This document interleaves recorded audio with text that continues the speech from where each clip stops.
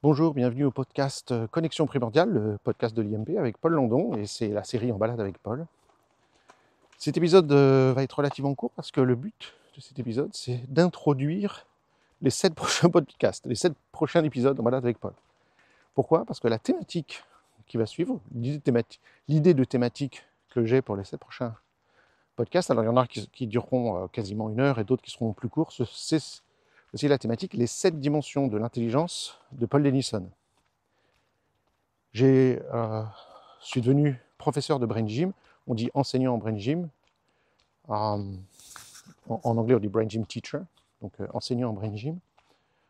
En 1993, voilà. Donc la première formation d'enseignant en brain gym a eu lieu en 93. Et de 93 à 2016, j'ai enseigné le brain gym plusieurs fois par mois. Oui, je donnais plusieurs stages de brain gym en France, en Belgique, en Suisse, tous les mois. À minima, je donnais un cours en Belgique et un cours en France, tous les mois. Plus le travail en cabinet, j'ai ouvert mon cabinet en 93. J'ai commencé à donner des cours pour d'autres institutions, et puis à partir de 1996, donc j'ai créé le centre de formation Le Plaisir d'Apprendre, dans lequel j'ai donné des formations, continuant à donner des formations ailleurs, etc. Pourquoi je dis ça? Parce que je vais vous parler des 7 dimensions de l'intelligence de Denison, qui est au cœur du travail de ce qu'on enseigne en éducation kinesthésique. Et non seulement je vais vous en parler, parce qu'elles sont majeures, ces 7 dimensions de l'intelligence de Denison,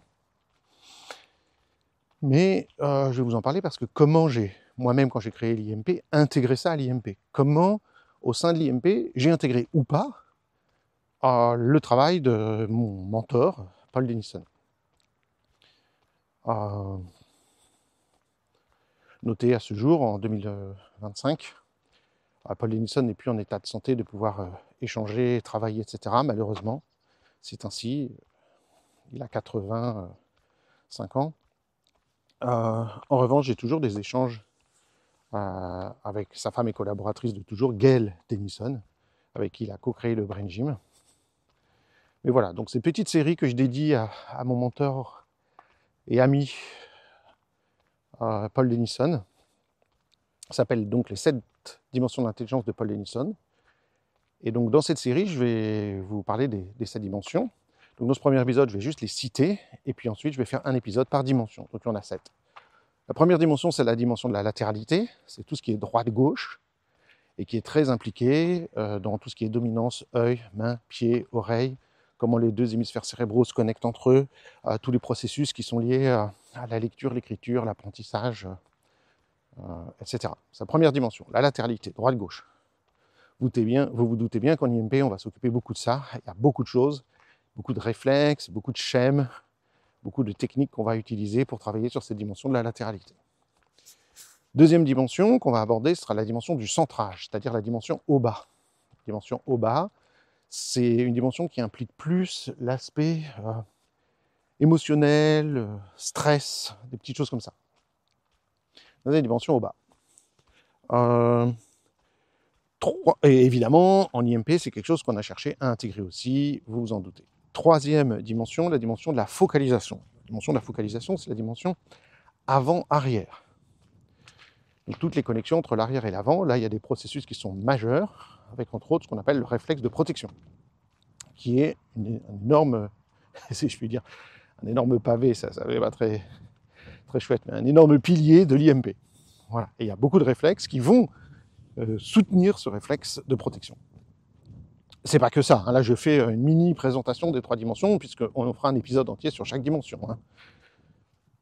Alors, quatrième dimension, la quatrième, alors quand je dis 1, 2, 3, 4, 5, 6, 7, voilà, il y en a 7, il n'y a pas d'ordre, ça n'augure pas dans quel ordre on va travailler avec les gens, ces dimensions, etc. Il n'y a pas du tout d'ordre ou de dimension qui serait plus importante qu'une autre, ou quoi que ce soit. Donc, quatrième dimension. Alors, elle a changé de nom au fur et à mesure du temps, mais au départ, c'était appelé la dimension des os du crâne, ou dimension du système crânio-sacré, ou quelque chose comme ça. Donc on va en reparler, c'est l'importance. Aujourd'hui, on dirait plus que ce sera le système crânio-facial, peut-être quelque chose comme ça. Donc la dimension structurelle du corps humain. Donc avec ses tissus, le système crânio-sacré, la dure mère, les muscles, les fascias, etc. Donc ça, c'est une dimension, vous vous en doutez, très importante, dont on s'occupe pas mal en IMP aussi. Autre dimension, la dimension de la respiration. Ah, ça, c'est vraiment majeur, la dimension de la respiration. Alors, je dirais que c'est un petit peu un truc parent pauvre de l'IMP. Alors, oui, non, on s'en occupe via des tas de réflexes, comme le réflexe de Moreau, le réflexe de peur paralysante. On s'en occupe en travaillant le réflexe de la respiration lui-même et avec quelques techniques pour le diaphragme, mais ça mériterait, c'est le but d'un des stages qu'on va proposer, nouveau stage en 2026, d'être plus développé, et ce sera le cas à partir de 2026.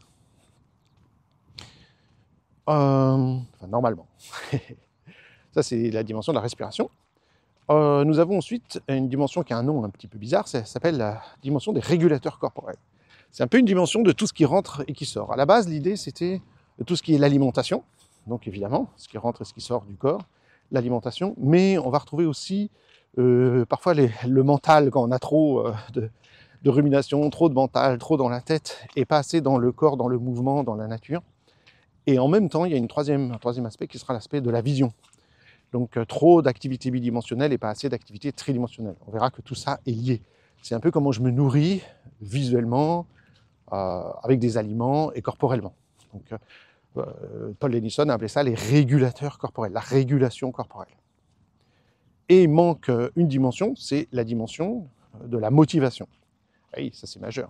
Alors j'en ai évoqué ce sujet un petit peu dans des épisodes précédents, en particulier quand je parlais de la méthode ACT, Acceptance and Commitment Therapy, thérapie d'engagement et d'acceptation et d'engagement, dans lequel j'ai parlé des valeurs, etc. J'ai aussi parlé des objectifs, j'ai aussi parlé de plusieurs choses, mais j'ai parlé un tout petit peu de la motivation intrinsèque et extrinsèque de la théorie de Deci et Ryan, très très très sobrement. Hein. Mais c'est un peu l'idée de ça chez Denison, c'est la motivation, c'est comment mes attitudes intérieures vont créer une motivation ou pas. Et donc pour lui, ces 7 dimensions d'intelligence doivent être, comment on pourrait dire, intégrées dans chaque travail qu'on fait avec les gens. C'est-à-dire qu'en particulier quand on travaille avec... Alors, j'allais dire, en particulier quand on travaille avec des... J'allais dire, avec de l'amélioration, dans le domaine de l'amélioration de l'apprentissage. Et puis en fait, c'est un peu stupide ce que je dis, puisque tout ce qu'on fait dans la vie est lié à l'apprentissage. Quelqu'un va chez un psychologue et il est en situation d'apprendre des nouveaux comportements et des nouvelles choses sur lui-même pour être plus efficace dans sa vie. Quelqu'un va chez le kiné, il va apprendre une nouvelle manière à bouger pour pouvoir surmonter difficultés, fractures, douleurs, etc.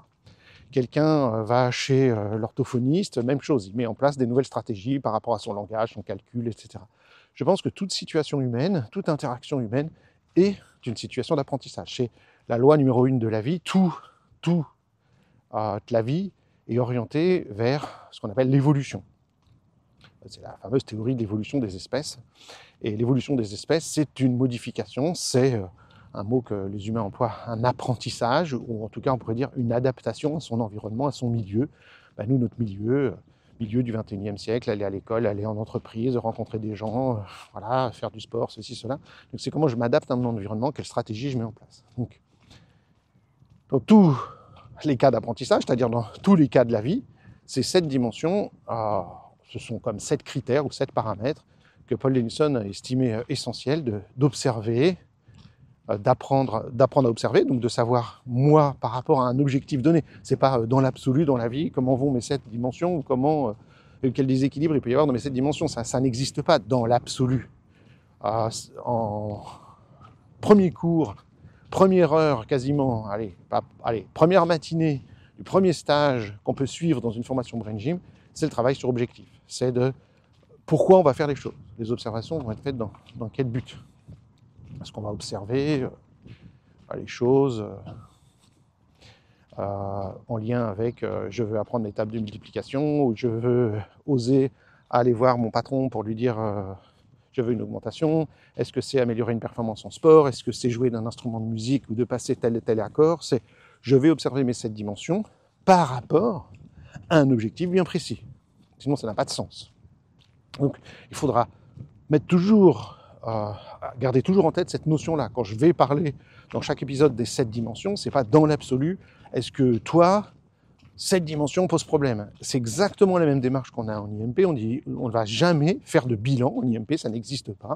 On ne va pas faire du bilan et observer les réflexes pour dire, quelqu'un vient nous voir, tiens, j'observe tes réflexes pour voir si ça va bien ou pas. Ça n'existe pas en IMP.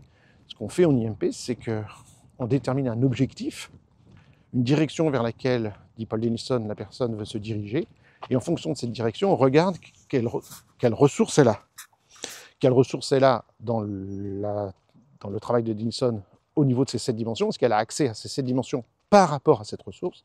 Et nous, en IMP, on tient compte de ces 7 dimensions, mais d'une autre manière, sans les nommer ainsi, en l'intégrant autrement dans notre travail. Mais si on observe différents schèmes, en particulier des schèmes réflexes, que ce soit des réflexes de vie ou des réflexes archaïques, eh bien on va le faire uniquement par rapport à un objectif donné. Pourquoi c'est important? Parce que les réflexes sont des ressources auxquelles a eu accès le bébé petit, qui l'a ensuite corticalisé, et donc il n'a plus besoin du schème, de l'aspect réflexe du schème, il va avoir besoin de la structure que le réflexe vient apporter. De la même manière, j'accède à mes 7 dimensions en fonction des besoins que j'en ai, en fonction de ce qui se passe autour de moi, etc. etc. Donc c'est pas quelque chose qui est à voir dans l'absolu, c'est quelque chose qui est à voir dans une dynamique de vie de la personne. Donc voilà, cet tout petit épisode de podcast qui est une introduction à cette dimension qu'on va aborder. Donc je vais tâcher de faire, c'est ce que j'ai prévu, un épisode sur chaque dimension pour les 7 épisodes prochains. Donc il y a certaines dimensions où j'ai certainement beaucoup plus à dire que d'autres. Ça ne veut pas dire qu'elles sont moins importantes, mais c'est plus court en termes d'explication. Et donc voilà, donc je vous dis bonne balade avec moi pour les 7 prochains épisodes. Et je ne sais pas encore quel ordre je vais suivre, ça sera en fonction de mon inspiration du moment. Pour tout vous dire, j'avais déjà enregistré l'épisode sur la latéralité, puis mon micro est tombé en panne de batterie 15 minutes avant la fin. Je fais un épisode d'1 heure, et puis les 15 dernières minutes n'y étaient pas. Et donc comme j'ai pas du tout envie de réécouter les 45 minutes que j'ai enregistrées pour voir qu'est-ce qui manque, etc., je vais recommencer depuis le début. Et puis c'est tout. Et puis je me suis dit, du coup, je vais faire chaque dimension. Voilà. Donc merci, et puis à très bientôt.